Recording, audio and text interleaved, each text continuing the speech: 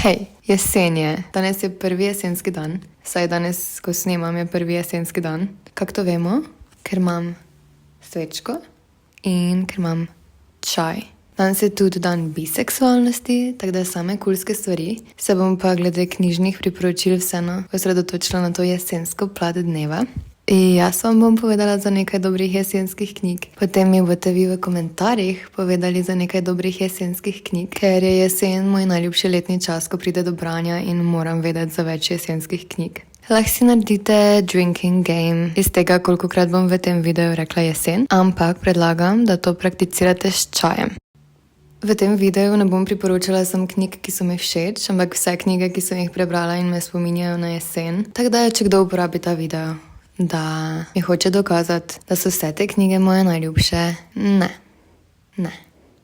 Spet jih bom ločila v kategorije, ker to ful rada delam. In začeli bomo z detektivkami in trilerji. Karkoli od Agathe Christie. Agatha Christie je simbol jeseni, prijetne detektivke, ki jih bereš na fotelju, zavito odejo, s čajem in svečko in oblečen v rjav pulover in kariraste hlače. The Seven Deaths of Evelyn Hardcastle. Malo se igra s tem konceptom Groundhog Daya, torej da se vsak dan zbudiš v isti dan, ki se ponavlja, ampak v tem primeru se glavni karakter vsak dan zbudi tudi v drugem telesu in mora razvezlati eno vprašanje oziroma najti morilca. Hišna pomočnica je kar klasičen thriller, ampak res dober. Jaz sem težko na koncu thrillerja vesela in zadovoljna, ampak pri tem sem bila. Dalje, kategorija, ki rečem WTF knjige in je prisotna v vsakem mojem videu. Zdaj ne bom pri vsaki tej knjigi poudarjala, da si najprej pogledajte, o čem se gre, ker lahko po naslovu sklepate, da so vse čudne in grozne.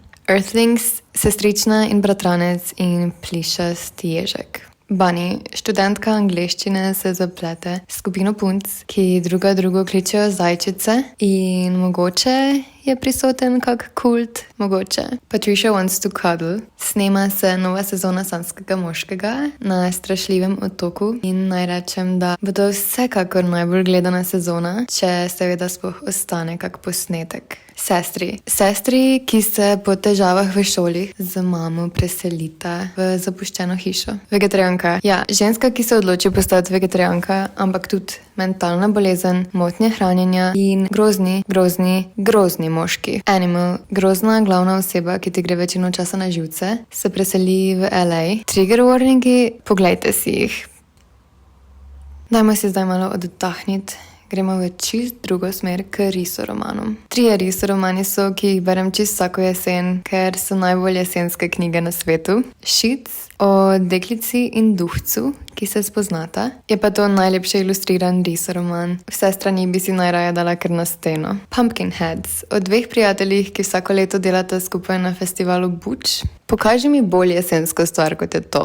Snapdragon je risoroman o deklici Snap, ki se začne družiti s čarovnico oziroma starejšo žensko, ki živi v njenem kraju. Tudi nekaj zbirk oziroma serij knjig je, ki me spominjajo na jesen. Naprimer A Good Girl's Guide, spet o dijakinji, ki se odloči za zaključno nalogo v šoli raziskovati umor, ki se je zgodil pred 5 leti v njenem kraju. Igre lakote, ne vem, če so mi to jesenske knjige, zaradi tega, ker so vsi filmi prišli ven novembra. Tudi zdaj predzgodba, film pride ven novembra, komaj čakam. Pretty Little Liars. Mogoče me je malo sram priznati, da sem prebrala te knjige. V bistvu sem jih prebrala tak en teden nazaj.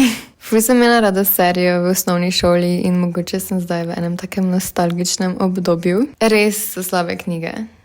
Res so slabe knjige. Ampak imajo pa na vsaki drugi strani napisano nekaj o jeseni. Zdaj pa literarna fikcija, čeprav vem, da to ni pravilen izraz v slovenščini, ampak skratka razmetani romani. Kje si prelepi svet, ker so vsi ves čas v nekih poloverjih in pijejo čaj, pa dosti mailov je v knjigi in iz nekega razloga mene maili spominjajo na jesen. My Dark Vanessa. Opozorilo, spolno nadlegovanje, zelo toksično razmerje, ampak tudi jesen. Kirka, nasploh grška mitologija mi je zelo jesenska. Karkoli ima ta stil pripovedi, pravljic, mi je avtomatsko jesensko. Autumn, dobesedno v naslovu je jesen, sicer pa ta knjiga nima neke jasne zgodbe, je pa zelo jesenska. Vladimir, Profesorica angleščine se zaljubi in postane obsedena z enim novim, mlajšim profesorjem na njenem faksu. Loveless. Zdaj, ko razmišljam, me mogoče vse knjige, ki so povezane s šolo, spominjajo na jesen. Kakorkoli, Georgia konča srednjo šolo in gre na faks skupaj z dvema najboljšima prijateljema in tam spozna nove ljudi in raziskuje svojo seksualnost. Writers and Lovers. Prvič ni tak prijetna knjiga, kot zveni naslov, da ne bom še jaz koga tak zavedla, kot je mene ta naslovnica. 30-letna pisateljica že 6 let piše svoj roman. Pred kratkim je umrla mama in zaplete se z dvema moškima hkrati. Zakaj mi je jesenska, ne vem. Koliko se spomnim, je jesensko vzdušje. Friends and Strangers mi je verjetno jesenska tudi zato, ker se delno dogaja na koledžu. Sicer pa govori o prijateljstvu oziroma odnosu nove mame in študentke, ki jo ta mama najame kot varuško za svojega otroka. Prikriti plameni, spet šola in majhen kraj. Sicer pa ta knjiga govori o družinah v tem kraju, predvsem o eni 6-članski družini in eni mami samohranilki in njenih hčerki, ki se zapletejo. Exciting times. Poloveri, čaj, Hong Kong, punca, ki se zaplete s fantom in potem gre on v London in ona spozna eno drugo punco. The Vanishing Half, inspirirana po oziroma podobna knjigi Passing o dvojčicah, ki sta se oddaljili. Mata tako barvo polti, da se jo lahko dojame kot temnopolti ali pa kot belki. In ena od njiju se odloči, da bo pesala kot belka in kasneje v življenju se srečata njunih hčerki. Projekt Rosie sem brala ful dolgo nazaj, tako da čisto možno, da mi zdaj sploh več ne bi bila všeč, ampak koliko se spomnim, je taka prijetna cozy knjiga, torej popolna za jesensko branje. Never Let Me Go. Tu še enkrat poudarjam, da v ta video nisem vključila sam knjig, ki so mi všeč. Distopijski roman, ki je glede na žanr tako zelo dolgočasen, je pa jesenski. Fangirl, spet punca, ki gre na faks in tam spozna nove ljudi. Imam to knjigo tudi v obliki mang. Imam 2 dela, ampak mislim, da ta 2 dela zajemata sam prvo polovico knjige. Cleopatra and Frankenstein je meni jesenska knjiga, ker me spominja na serijo Girls, ki je meni jesenska serija. The House in the Cerulean Sea, zelo prijetna, prijazna knjiga o sirotišnici s čarobnimi bitji. Spijemo malo čaja, povohamo malo svečke.